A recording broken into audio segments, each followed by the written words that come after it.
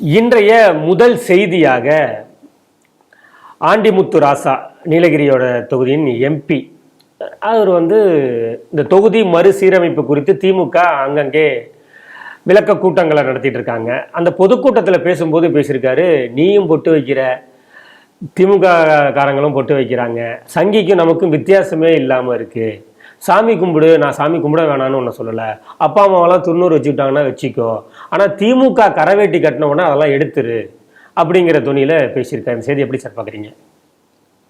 ராஜா திமுக கரவேட்டி கட்டாதன்னு சொல்கிறார், வேற ஒன்றுமே இல்லை.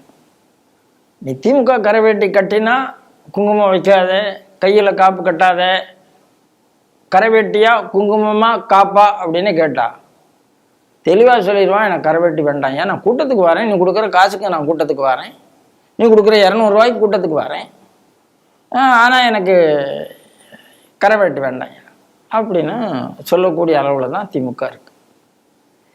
ரெண்டாவது, இதில் எனக்கு என்ன வேடிக்கைன்னா, வழக்கமாக எல்லாமே இந்த ஹிந்து நாத்திகம் தானே பேசுறீங்கன்னு கேட்குறேன் நான்.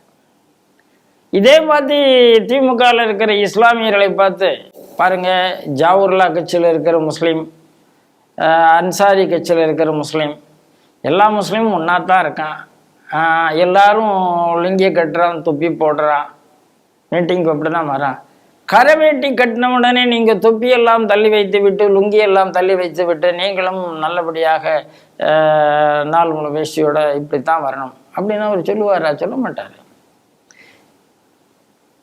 நிறைய கிறிஸ்தவ கூட்டத்துக்கு போகிறாங்க, அங்கே ஜபிக்கும் போது முக்காடு போட்டுத்தான் ஜபிக்கிறார்கள், அங்கெல்லாம் போய் ஓட்டு கேட்குறாங்க.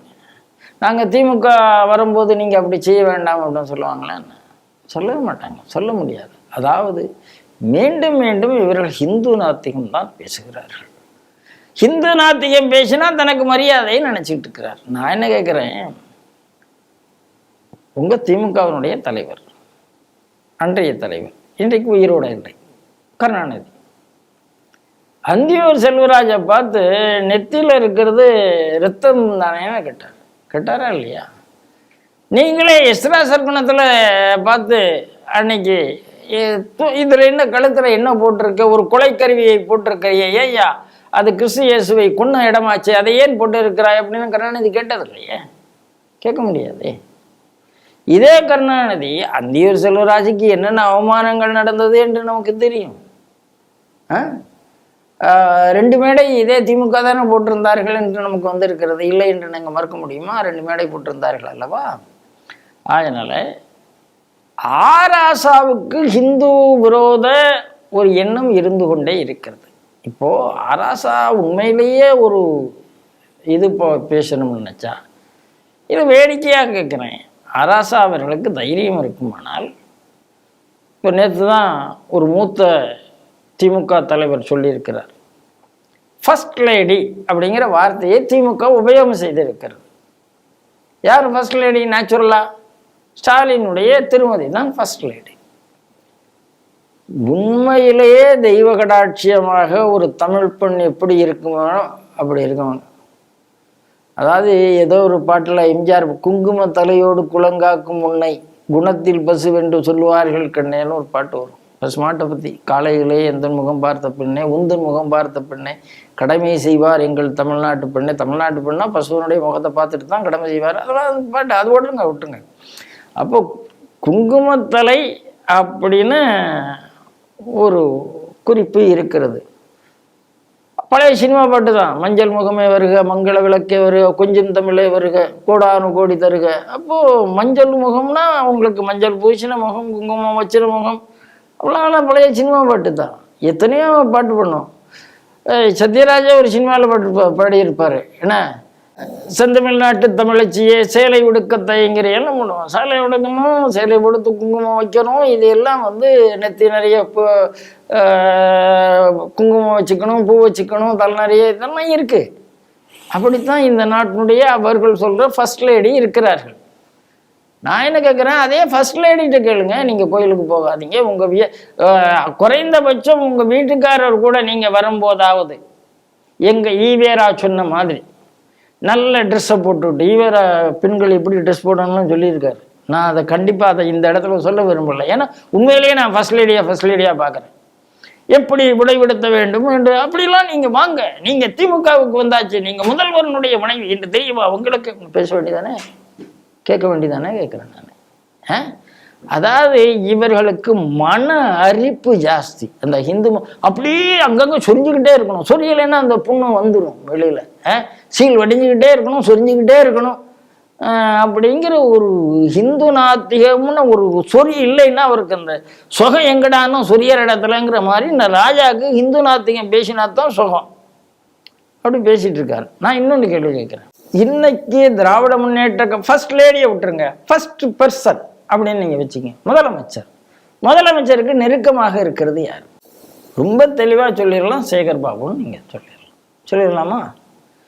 சேகர் பாபு கையில் கட்டியிருக்காரா இல்லையா? நெத்தியில் குங்குமம் வச்சிருக்காரா இல்லையா? நீங்கள் நேரடியாக சேகர் பாபுவை பார்த்து, சேகர் பாபு அவர்களை இனிமேல் நீங்கள் முதல்வர் பக்கம் வருவதா இருந்தால், துணை முதல்வர் பக்கம் வருவதா இருந்தால் கையில் உங்கள்கிட்ட இருக்கக்கூடாது அப்படி சொல்ல வேண்டியதானே? சொல்கிற தைரியம் இருக்கா ஆராசாவுக்கு? தொண்டரை பார்த்து சொல்றதுக்கு தைரியம் இருக்குமானால் அமைச்சர்களையும் எம்எல்ஏக்களையும் கட்சி பொறுப்பாளர்களையும் பார்த்து சொல்ற தைரியம் வரணுமா வேண்டாமா? அது ஏன் வரல? சரி சார், அங்கே ஒரு முக்கியமான அமைச்சர் இருக்கார், KN நேருன்னு பேர். மாசம் திருப்பதி போறார்.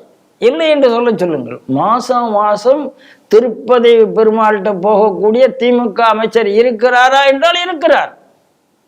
நேருவை பார்த்துட்டு நீங்க கோயிலுக்கு போக வேண்டாம்னு சொன்னேன்லாம் சொல்றாருல, வேண்டாமே சொல்ல முடியாது, எதுவுமே சொல்ல முடியாது இவரால். அதனால அதாவது இந்த அரிப்பு எந்த அளவுக்கு போகும்னா, திடீர்னு ஒரு நாள் சங்கிகள் எல்லாம் ஸ்வச் பாரத் பேசுகிறார்கள், அவங்கெல்லாம் பாத்ரூம்ல தான் டாய்லெட் போறாங்க, இனிமே நாம தமிழ் கலாச்சாரத்தை காப்பாற்ற வேண்டும் என்றால் வெளியில தான் போகணும்னு பேசாம இருக்கணும். சங்கிகள் எல்லாம் வாயால் சாப்பிடுகிறார்கள், இனிமே நாம மூக்காலத்தான் சாப்பிட வேண்டும்னு சொல்லாம இருக்கணும். இந்த அரிப்பு போற போக்க பார்த்தா அந்த மாதிரி அவருக்கு மனசுல ஏதாவது ஆயிருமோ என்று எனக்கு அச்சமாக இருக்கிறது. உண்மையிலே அச்சப்படுகிறேன். நீங்க என்ன பேச வேண்டும் அப்படின்னு நீங்க முடிவு பண்ணணும். ஏன்னா அண்ணாதுரை இந்த கட்சி, அண்ணாதுரை கையில எப்போ கட்சி இருந்ததோ அப்போவே ஒன்றே குலம் ஒருவனே தேவன், நாங்க மத நம்பிக்கைகளில் தலையிடுவதில்லை என்று முடிவு செய்து விட்டார்கள். நீ உள்ள வர, உனக்கு என்ன இருக்கு? கையில காப்பு இருந்தா உனக்கு என்ன இருக்கு? கட்டிட்டு போறான், உனக்கு என்ன இருக்கு? அதனால இது தெளிவான மன அரிச்சல். ஏனென்றால் இவருக்கு பின்னாலே எவாஞ்சலிஸ்ட் இருக்கிறார்கள் என்பது நாம் நிரூபிக்கப்பட்டது. இவருடைய மனைவியினுடைய மரணத்தில் நிரூபிக்கப்பட்டது. இவர் நாத்திகவாதி இல்லை என்பது இவருடைய மனைவியுடைய மரணத்தில் நிரூபிக்கப்பட்டது.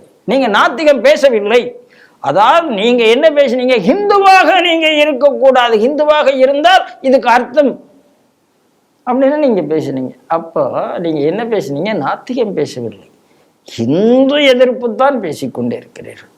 ராஜா பேசுவதெல்லாம் ஹிந்து எதிர்ப்பு, மன அரிப்பு என்பதை தவிர இது என்ன சொல்றதுன்னா மனப்பிறழ்வு அப்படின்னு நான் பார்க்குறேன். வேற ஒண்ணுமே பார்க்கல. பாவம், ரொம்ப கஷ்டப்பட்டா எங்க பெருமாள் கோயிலில் போய் அப்படி தூணில் போய் அப்படி அவரை சாட்சிக்கு சொல்லுங்க, அதுதான் நியாயம்னு எனக்கு தோணும்.